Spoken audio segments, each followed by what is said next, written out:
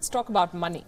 Not the kind that you and I have, but the cash reserves of entire countries. It turns out that China has begun the new year filthy rich. It has over $3 trillion in cash reserves with the People's Bank of China. That's according to a report in the Forbes magazine. $3.139 trillion to be exact. What does that mean? In simple terms, it means that China produces and sells more than it buys. It has a trade surplus built over decades. China alone accounts for 14% of all global trade. And that explains the staggering amounts of money in the accounts of the People's Bank of China. It means that China is sitting on more cash than Russia, Brazil and Mexico put together. Last August, China added more money to its bank savings account than what Venezuela had in its central bank. China then proceeded to double that money the very next month.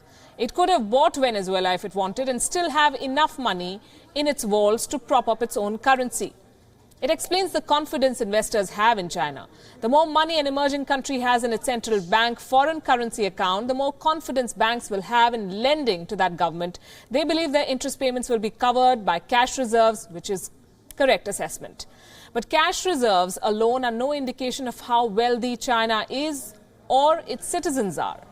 Much of the economy in China is state-controlled and the government has used its cash reserves to drive the GDP. It means that China has used this money to build world-class infrastructure even in places where there is little or no economic activity to justify it. In the process, China's debt load has grown over the last decade, leading to investor concerns as well.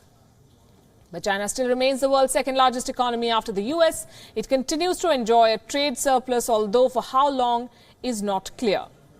If you were to visit China, what would you see? Any first-time visitor to that country cannot but be impressed by the world-class infrastructure evident in cities like Beijing and Shanghai. For that matter, even Tier 2 cities in the southeast boast well-planned roads, commercial and residential districts. China's 2 decades of economic growth has brought the good life to millions of its citizens. Per capita income is over $15,000. Literacy rates topping 96%. Health and sanitation has progressed by leaps and bounds, but the challenges are also growing. The government has a struggle on its hands to ensure job creation and keep living standards high. Nearly 8 million graduates entered the job market only last year. They have high expectations but dim prospects of getting well-paying jobs. Primarily, the fault here lies with the education system, which does not prepare students for employment. Vocational schools have not measured up to the demands of the marketplace in China, and this is happening at a time when millions of workers in traditional industries like iron and steel and coal are being laid off.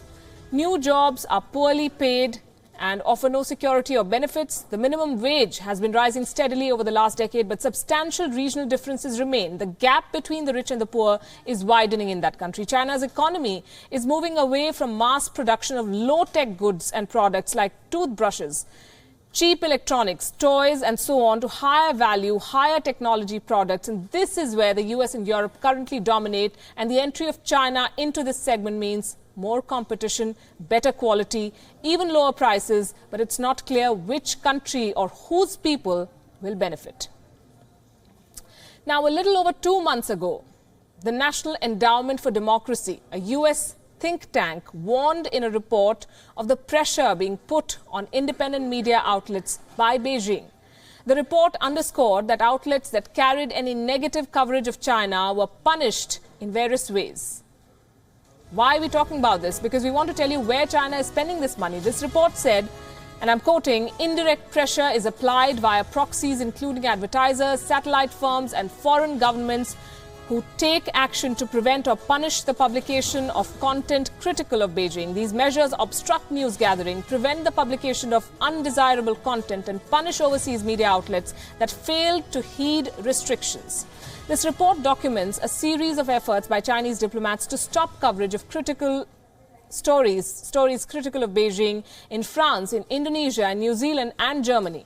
It linked the spending of advertising revenue by Chinese companies and access to the Chinese market with the publication's adherence to the Communist Party line. In 2016, the websites of the International Herald Tribune and Bloomberg were blocked after they reported extensively on the family fortunes of former Premier Wen Jiabao and current President Xi Jinping.